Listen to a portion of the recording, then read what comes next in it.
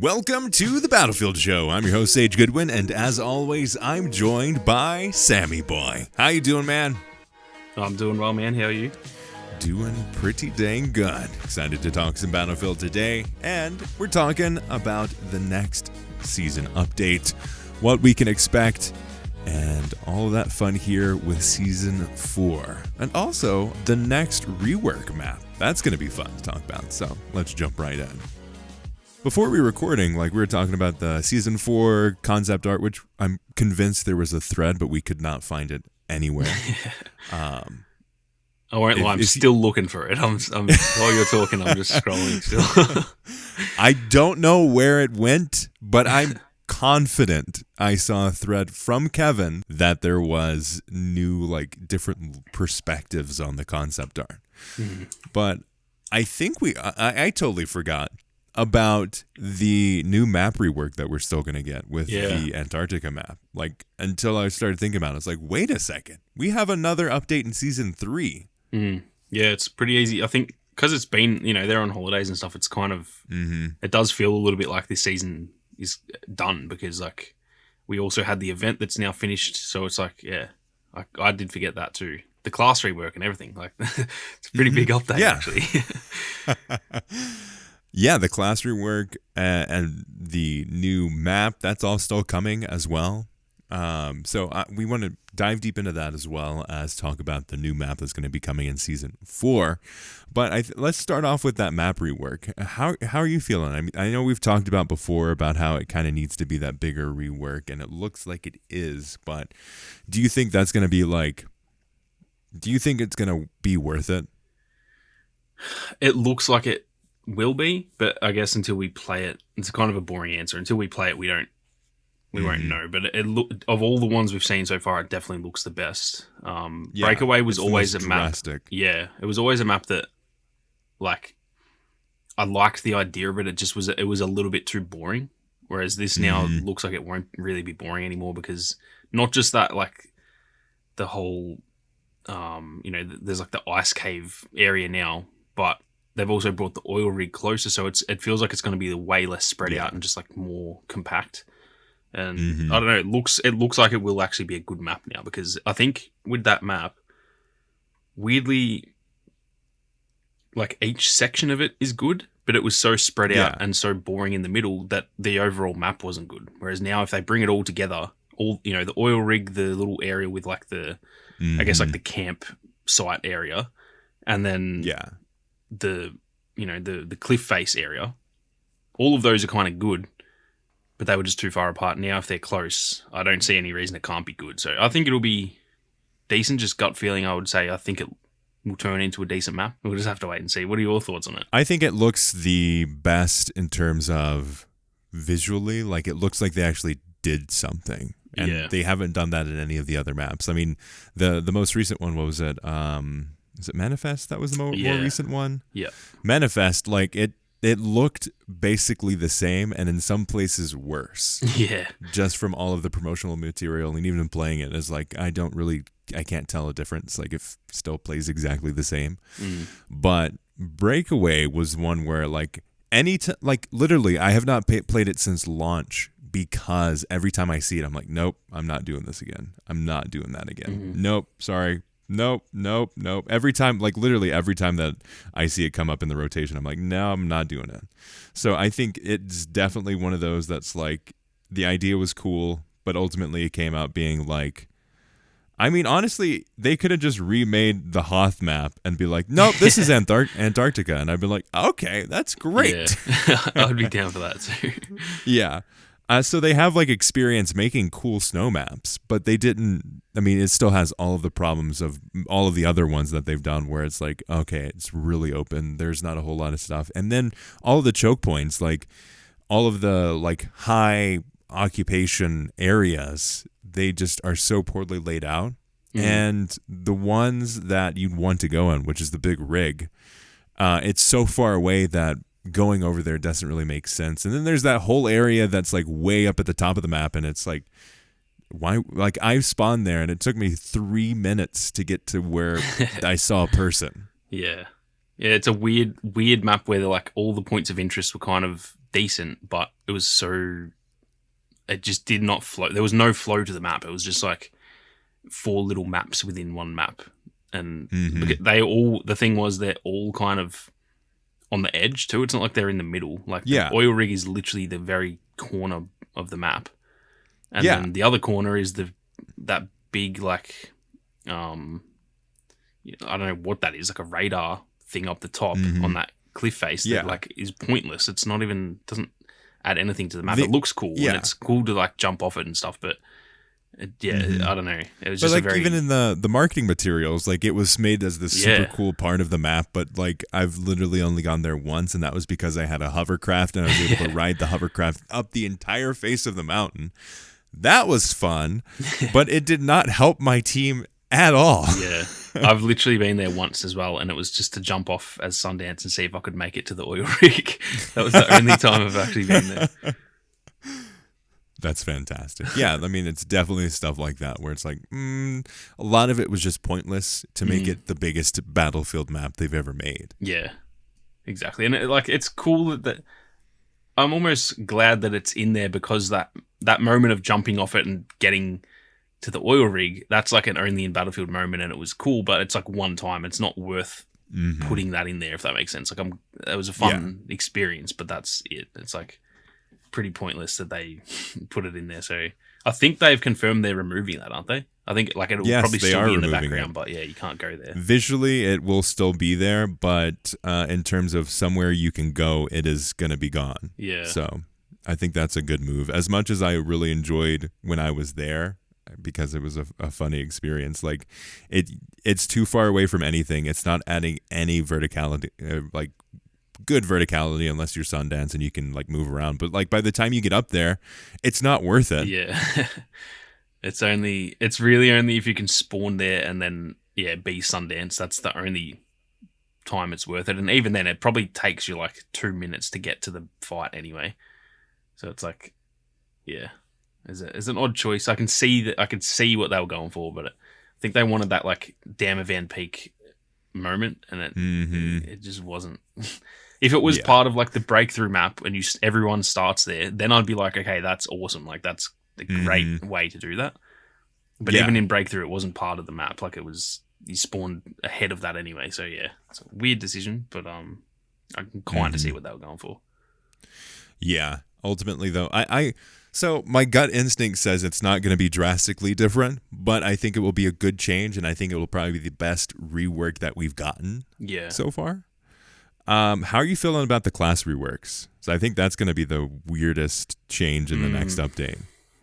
Yeah, I'm keen for it because I think it's what everyone kind of wanted. I mean, like we all wanted actual classes, but like it is the middle ground, and I will say I'm like very happy with them that they've like said, okay, we'll listen to you. Like that to me does mean a lot when the devs say like, okay, we really wanted it this way, but you guys don't, so we're gonna like compensate and meet in the middle.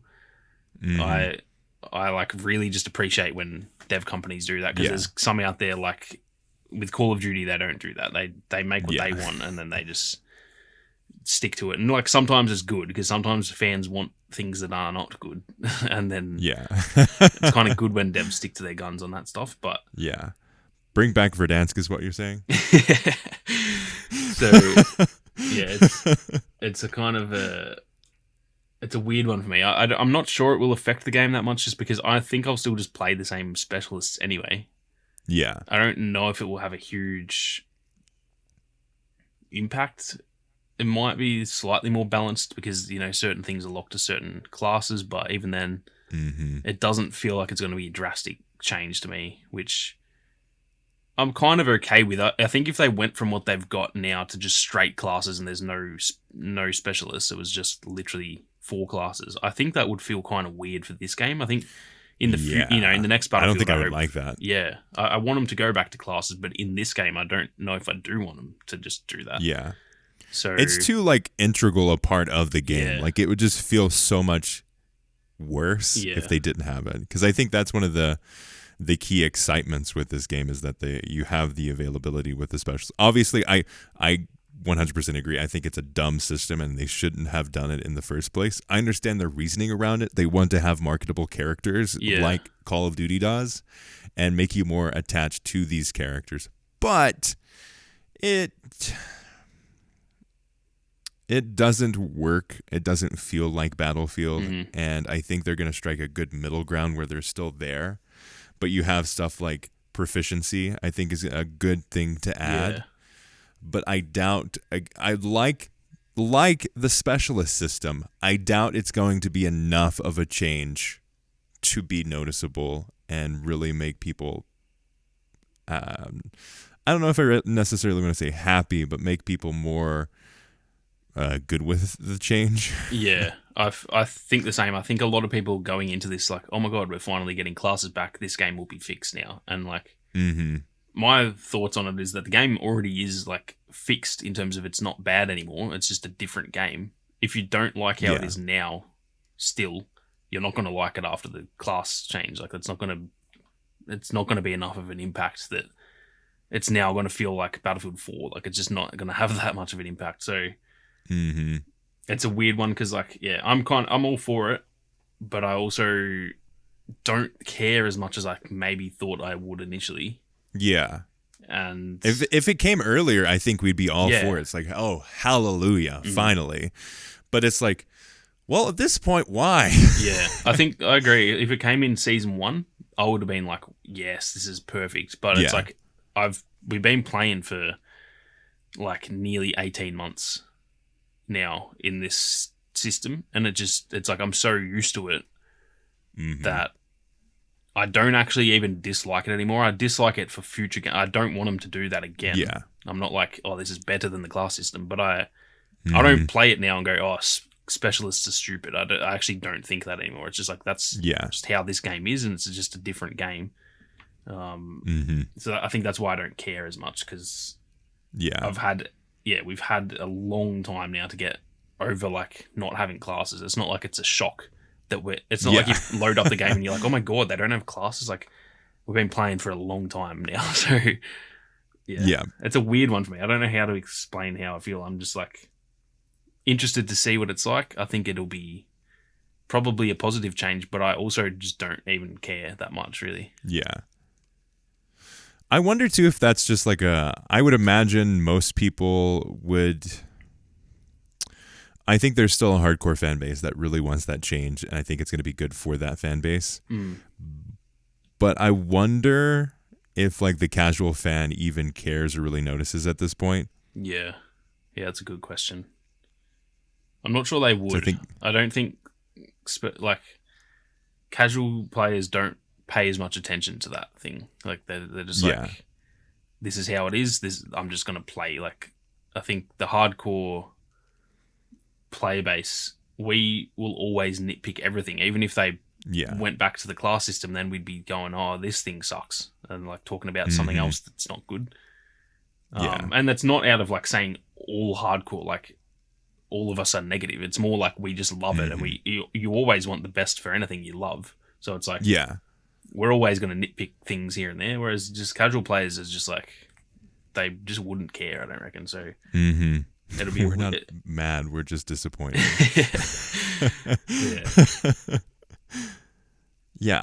I wonder about that, because I think we all need to be aware of like the people that discuss Battlefield, the people that watch Battlefield videos are probably the minority. Obviously it's a pretty large, I mean, just because of how many players there are, I'd say there's a good amount of people that just don't really care. And if they did care that much, they're not playing the game anymore. Yeah, exactly. Yeah. Most people who really dislike the specialist system and need it to be changed, they aren't still playing to this day. Like, so that's a good point too, that, the ones who it would have affected the most would come back. Yeah. That's a good question. I guess now it's on Game Pass and everything. I guess those people would already own it anyway. Like maybe maybe it could be the thing that entices some people to come back. So I don't know. I wonder about that. I don't think at this point, if you've lost a player, you're not going to gain them until the next game. Yeah. Which is probably unfortunate for them. But in terms of like dice and Battlefield. But I think there's I don't know. It's such a hard topic to think about because, like, if we look back at our history on this podcast, we wanted them to change so much. But now that we're here, it's like, well, like, it's almost too little too late because it's not as drastic of a change as, like, going directly back to the specialists or going back to the class system, because you're still like limited in terms of your selections, and I think that was one of the big advantages. But I think they struck a good balance to where all of the weapons aren't locked behind people, so I think that's good. Like I after playing Battlefield for so long, if they locked the specific weapons to specific classes, I would not like that, because I do like playing. I like having the choice of being like, I want to be a health person that has a sniper rifle. Yeah. I know everyone hates that and is like, oh my gosh, that's going to be so bad for the meta. Can you believe a self-healing sniper, blah, blah, blah. They can do it now, and it's honestly not a big deal. Yeah. Like, there are very few snipers where I'm like, crap, man, he totally like is re-healing right now, and that like... No, like, it's not a huge deal ultimately in the actual meta of the game. Yeah. And I like it so much because I'm not necessarily that good of a player, but I can heal people and I enjoy sniping. So, like, that pairs perfectly than if I was, like, limited to only submachine guns. And the SMGs in previous games were locked to the support class, the health class, the healer. And you know how many people were playing it for the healer? Like, 2% of people. They were only playing it for the weapons. Yeah, exactly. When the game was coming out, I was lucky enough to interview Marie Buscard Granlin, I think is her name. She's actually left DICE, but she was one of the producers on the Specialist, and that was one thing I asked her, like, what was everyone's reasoning behind this? And obviously she did actually say, like, we want you to know the characters more, pretty much like what we're saying. It's a nice way of saying they want to have skins and stuff like that.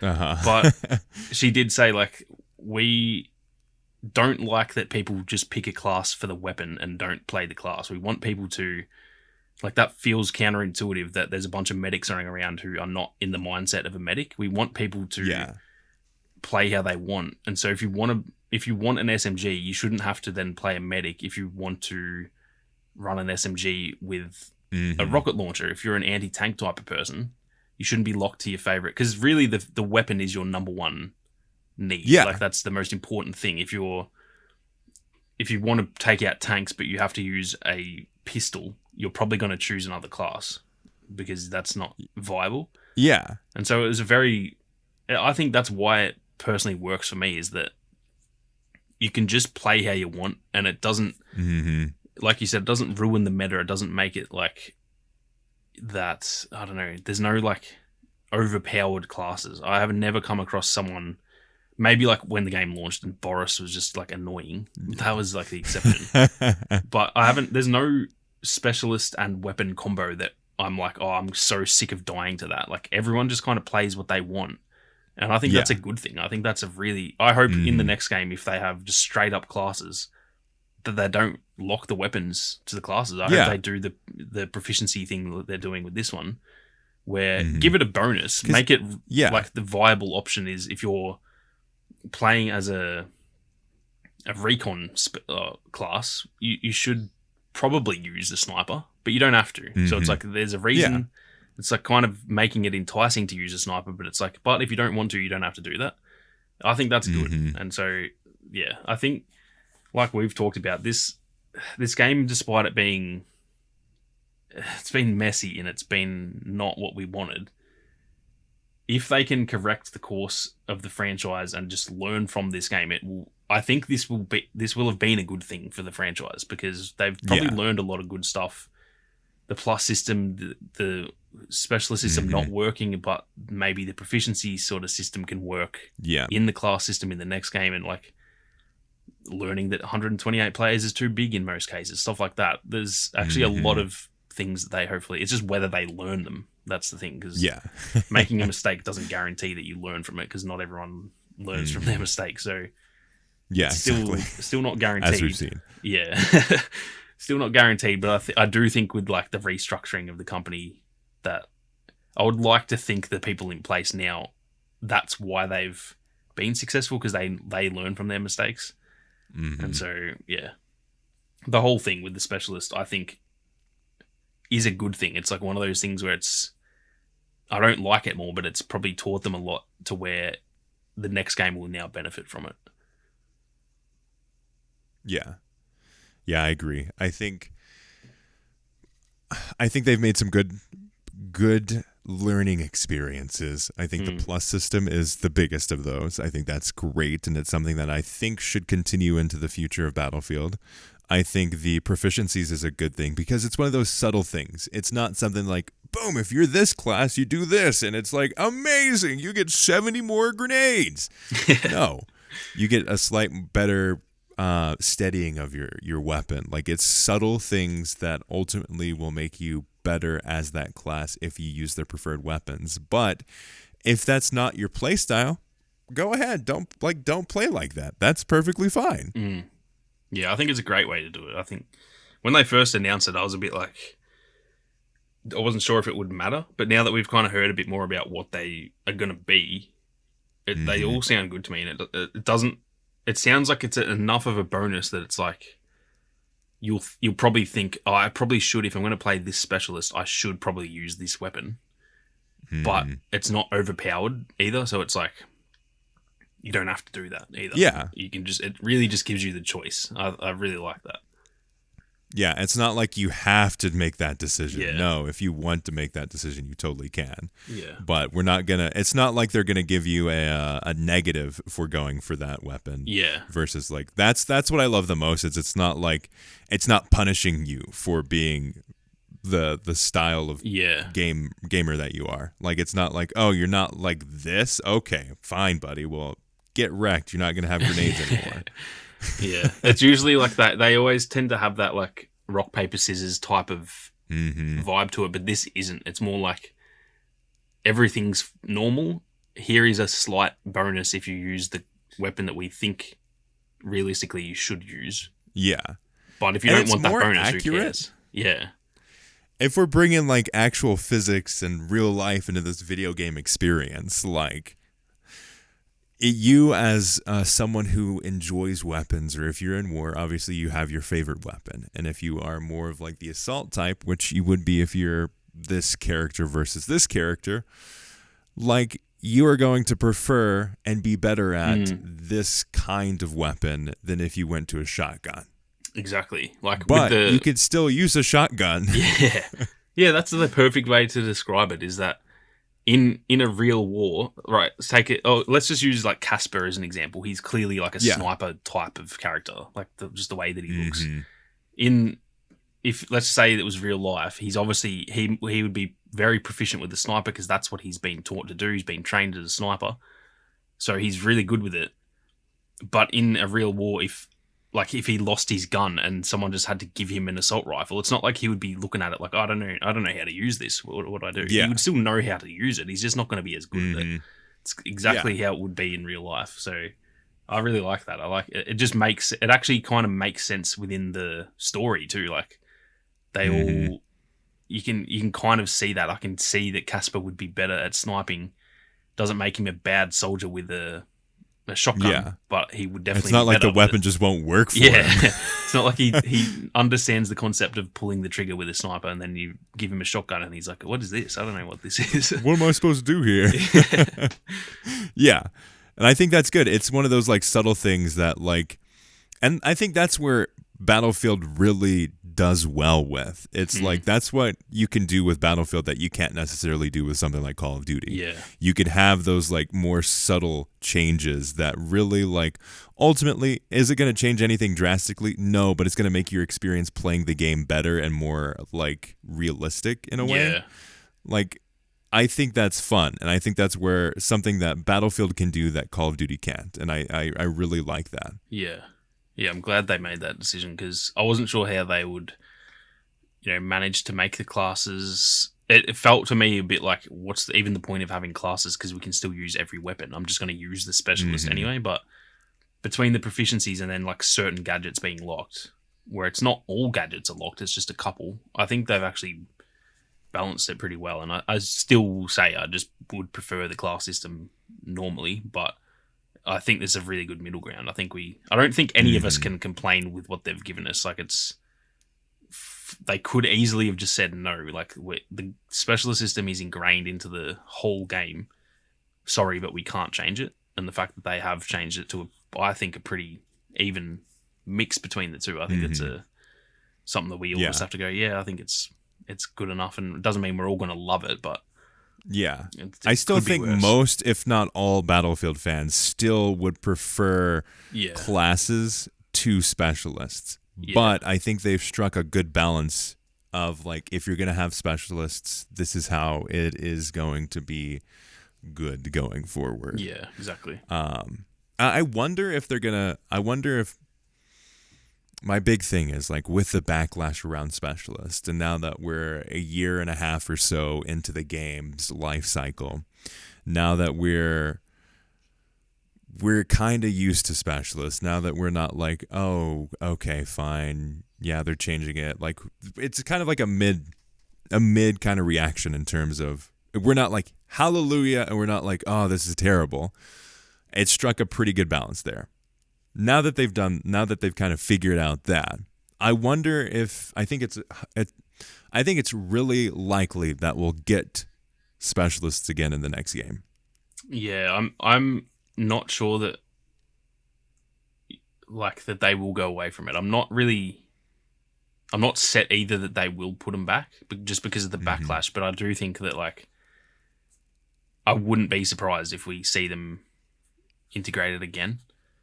I personally, I don't know, like, how it will be. I don't care about any of the characters or the specialists at all. So they would need to make me care about them. Yeah. And honest, like, they haven't done it a year. So yeah. I think the thing behind that is that I think it needs a campaign if they're going to do it. I think I need to have a really gritty story.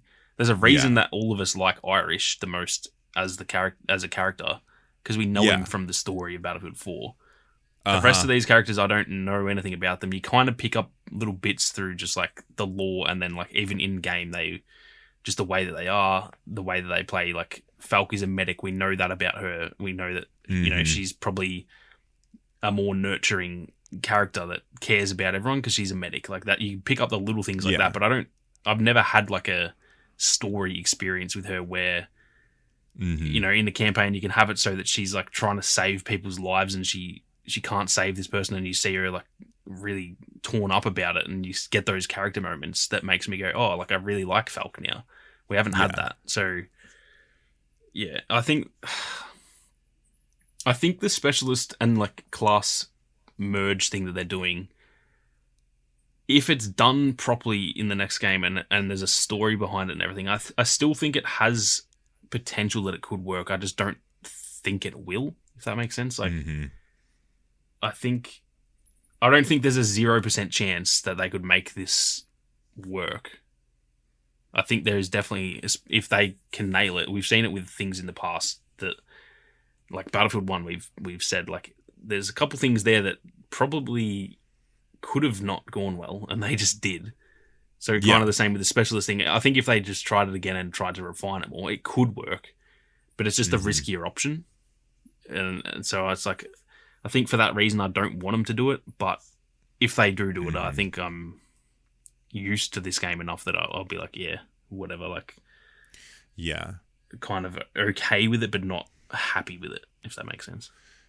Yeah, they try to, like, I think if you are making a game right now and it's a multiplayer game and you say, hey, we want to tell the story of our characters through external things, you don't do it with a freaking 70,000 word PDF that you have to go through 7 layers of the website to find.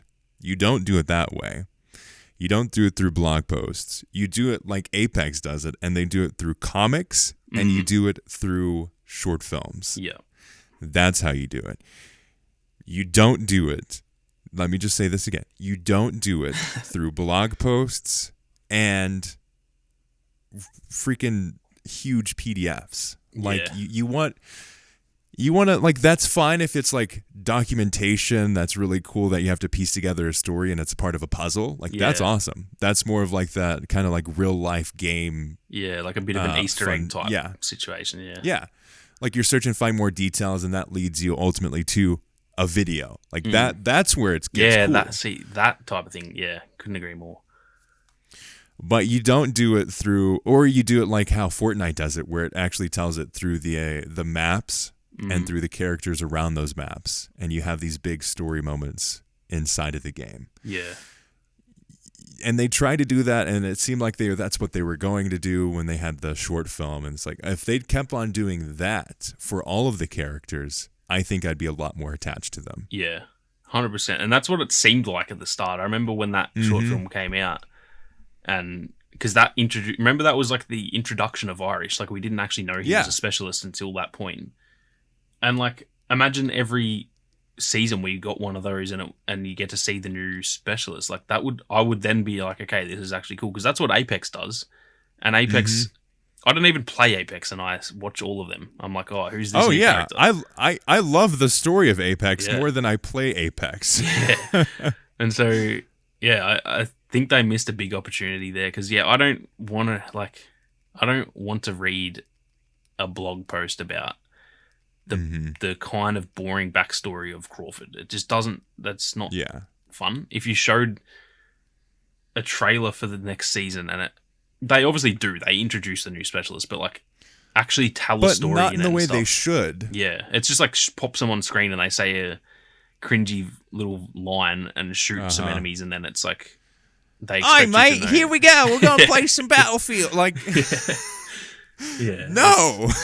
You need to have those like real character moments where you can actually learn a bit about. Like, people don't like characters in movies, shows, whatever, just because they kind of look cool. Sometimes you can't, like, say like Boba Fett in Star Wars. Everyone liked him because he looks cool, but it was also because of his character, because he's so ominous, and it's like the mystery around him. You get to create your own story with all these characters, but when every single person in your game is that person, it's not good. Yeah. So if they had like all of the characters were really interesting, and then season 4's specialist was like a Boba Fett type where he doesn't really say much and he just looks absolutely badass, that'd be fine, because we'd all be like, oh, who's this guy? This is cool. Oh, this is cool. But if it's just everyone, it's like, I don't know. Because it was like that with Liz and then Crawford. I just don't, and even Zane, I just don't. Yeah. They're all just like, I don't know anything really about just Zane, faceless soldiers to me. Like, they have a look, but I don't think anything. They really could just be random soldiers. I don't think anything of them. The whole thing of like, basically, we got a worse version of the class system with the previous games, because one, with the class system, you have like clear, this is who you are, this is who your character is. And then you also have like the benefit of being the anonymous soldier on the battlefield. But with like the legendary skins in Battlefield 5, you even had like these character moments and these character skins that were really cool. And I think it was, honestly, I love them. Yeah. But then you go to Battlefield 2042, and it's like, here's this character. You want to know about him? Well, he's kind of this boring dude, and read this gigantic dossier on him, and you still won't really like him. That's Battlefield. You just summed up my whole thoughts on it. It's like, I don't really want to read this 4,000-word essay on just like some things he did in the war, and then I still don't like him at the end of it. I don't care about this war at all. Yeah. The whole thing with Crawford, I remember just like reading a bit of it, and it was like, he's an arms dealer, and it's like, and I was just like, you've lost me. Like, I just don't care. I don't care what he does. It's boring. Don't care at all. It's boring. I don't. I'm not. Tell me you loved Cheerios as a kid, and that's why like. Boom, character development there that like takes nothing and is way more interesting. He's an arms dealer and he's blah, blah, blah, blah. Like, oh no, what are you talking about? And that was like with Apex, if we're drawing that comparison, like Apex has a story trailer, they have a character trailer, and they have a map trailer that all comes out every season. 3 trailers for 1 update. The the story sets up first. It shows you the character, then gives you a way to really care about them. It shows you what this character can do with the actual character trailer. And then third, it shows you the new map changes and how that character interacts with that map. You have a whole 3-part story character arc with 3 trailers on Apex, and they're like, and you got Battlefield over here like, yeah, here we go.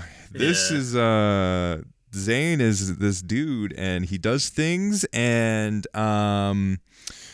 Sweden. Woo! That's pretty much how it goes. I don't know a thing about Zane. He's just got a cool grenade launcher and cool armor, and that's it. Yeah. And like I don't know. I'm sorry, like Ben Walken, your whole story group team. Yeah. The thing that's the annoying thing is that the whole premise for the game is actually really cool. It's just that it's not executed properly, I think. Mm-hmm. They don't actually get into any of the cool parts of their story of like, oh, hey, these are the non-patrioted, and they're trying to reclaim their place in their homeland. Yeah. Did you know that's what Battlefield 2042 is about? You wouldn't if you were playing just the game. Yeah. I think also the part that makes it kind of hard to get into that is that they're on both sides. So it's like, I needed Zane to be on one team or the other. When he's just on both teams, it's like the story doesn't make sense. I kind of wish that they would add, I know this wouldn't work, but that if they just added 2 specialists per season and you actually have like teams, like one, like the I guess the US side and the Russian side, and they don't have to be those nationalities, but they're fighting for those countries. Have them tied to that side so that I actually know who they're fighting for. Because like, for example, McKay obviously seems like he would be fighting for the US side. Yeah. But when you actually think about it, he's also fighting for the Russian side. And that just takes away all like implications of his story. Because it's like, who's he fighting for? I don't actually know. So yeah, it's, I just think that thing where I kind of wish that they had, I know Rainbow Six, I'm pretty sure anyway, Rainbow Six Siege has like different specialists on each team.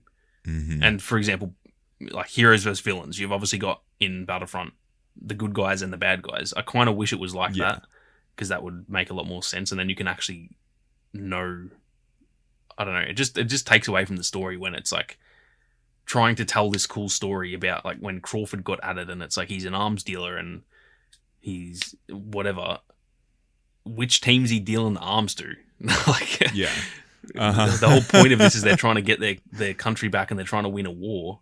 This dude's on both teams. I just don't, there's no stakes involved, I guess. Yeah, there's nothing that's like, oh, that's interesting. It's like the most bland version of like, here we have, just for example, like Boris. He's a stealthy sniper boy. Well, why? Yeah. Yeah, don't ask that question. He's a stealthy sniper boy. Yeah. Okay? That's the extent of what they go to. Do you want more details? Yeah. Yeah. He's got a dark and that's basically saying a tall, dark character walked in the room. Yeah. Everyone wondered what he was about, and that's why it's exciting. No, please, like give me something to care about. Like it's very, very simple. Like give me a good story that's well executed, makes sense in the story frame, and the whole thing about like, yeah, it does not make any sense why these characters are fighting for the Russians or the Americans. Honestly, it would make way more sense if they were fighting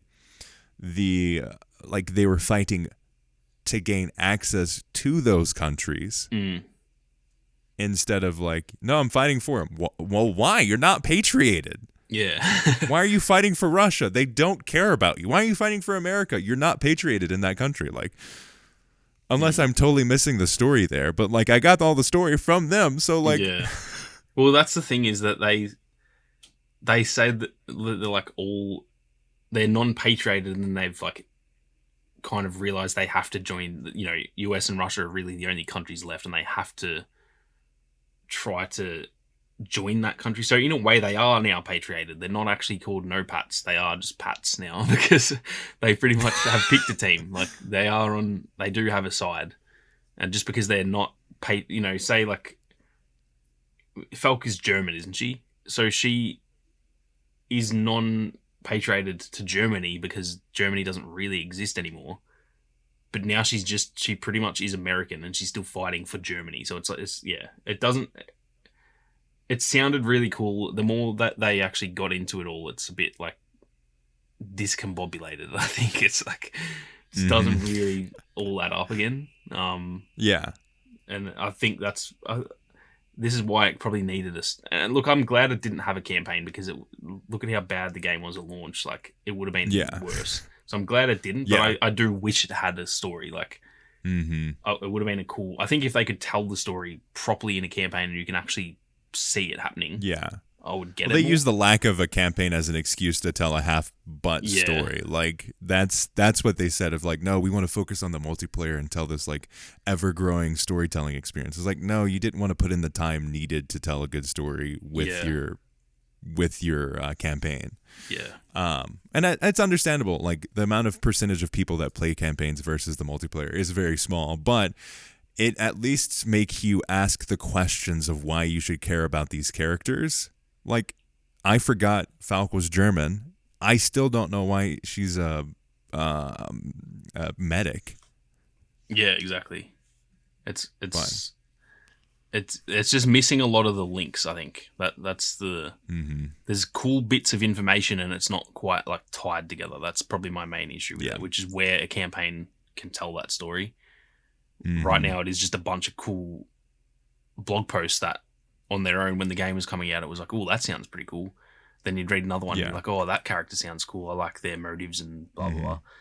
But that was because there's literally nothing else going on at the time. Yeah. Like, that's why it was cool, because the only thing we were getting was that blog post. Yeah, exactly. So, like, and that's why now when they do that with these news specialists, I don't even read it. I don't care. There's not one part of me cares about anything to do with the news specialists. I'm keen to play them gameplay wise. I'm not keen to. I'm not reading your blog post.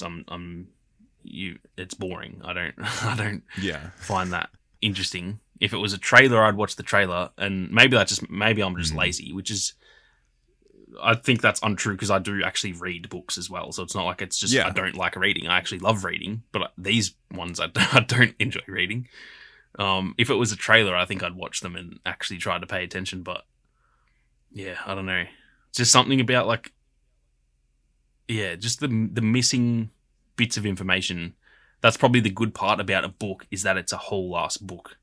There's so much information in there. With a blog post, it's like 1,000 I would words. read a Battlefield book. Yeah, absolutely. I would buy immediately a book on Battlefield 2042 that was just the story. I would love that. I would actually genuinely love that. But when it's blog post and there's just bits of information, it's just, it doesn't all tie together. I think that's the main issue. Makes me sad a little bit, but hopefully they take this into account, because it seems like Marcus Leto's team is going to be more story-driven and be the campaign experience of the next game. Yeah, and that's something I'm very excited for, because it does feel like it almost feels like they kind of put like the Avengers in place, where they're like, each Avenger has their own thing that they're going to bring to the game, and hopefully they can just actually, if they all nail their own separate parts and put it into the same game, I think we'll be set for a very good game. It's just whether that's maybe the other thing, is that the whole like, it's whether one of those studios actually does what they need to do. Dice. Man, that was weird. Because the whole like, don't know where that came from. Too many cooks in the kitchen saying can be the truth as well. Like, there might be, maybe there's just too many involved. Maybe they need to like scale down. I don't know, but I think I'm very optimistic about the next game, despite this game being not the best. Mostly because the people that they've put in place, the things that they should have learned from this game, and also even this game we know had an inexperienced team. Those people are now more experienced. If they've kept the same people, they've been through trial by fire. Yeah, they've been through hell for the last 2 years, pretty much, to deal with that. and which is that sucks. I don't want. That's what sucks about games not doing well. Is I do really feel for the devs because it's just like they don't want it to suck. The people actually in, maybe not so much the higher ups. I've got my own thoughts on that, but the people in the studio developing the game, they are that passionate about what they do that I feel really bad for them. So I don't. It's like not good, but also sometimes you got to go through a bit of a rough time, and it does make you better. So. Especially as a green developer too. Yeah. Like you need those like really good learning experiences. Yeah. They might have like learned, they've been developing this game for say like 3 years. Maybe they joined halfway through the development. They did a year and a half before it came out and a year and a half since it's come out. But in that 3 years, they may have actually gained like 6 years of experience because they've been through hell to try and correct it. And you do the whole trial by fire thing. You do learn quicker and get more experience in those situations. So those three things of like the team will be more experienced. The higher ups in Vince and Marcus and Rebecca, they already are experienced, and they are all kind of yet to fail that many things. And then just the general learnings from this game. I think those three things are putting this game kind of behind me, and I'm like, yeah, this one didn't work, but I do feel good about the next one. And to be fair, I probably said the same thing about this game. So you gotta there's always got to be that grain of salt where it's like, okay, I can't be too excited about it, but yeah, I'm optimistic. That's for sure. Yeah, if you don't have any hope or excitement, like, why are you caring about Battlefield at all? Like, honestly, we wouldn't be doing this podcast if we didn't care about Battlefield. We wanted to get to succeed. If I thought the next one was going to suck and I thought this one sucked, I wouldn't be spending my Fridays on a podcast doing this, would I? So we obviously exactly. We obviously want the best, and I think we all probably hope the best. We're Star Wars fans. The whole premise of Star Wars is hope. So it's like, exactly. We'd be pretty bad Star Wars fans if we didn't get the whole message of the franchise. Rebellions are built on hope. Yeah. And with that lovely sentiment, thank you all so much for listening to this episode of The Battlefield Show. We greatly appreciate your support. Let us know your thoughts about what we covered today. What do you think is going to be happening with the class system? Is it something that you're excited about? Middle of the road about? Just hate entirely? Let us know. And do you think Specialist should be in the next game? Would love to hear your thoughts all on that. As always, we'd like to thank Ethan Clark for the beautiful thumbnail, all of you for listening, and we'll see you on the battlefield.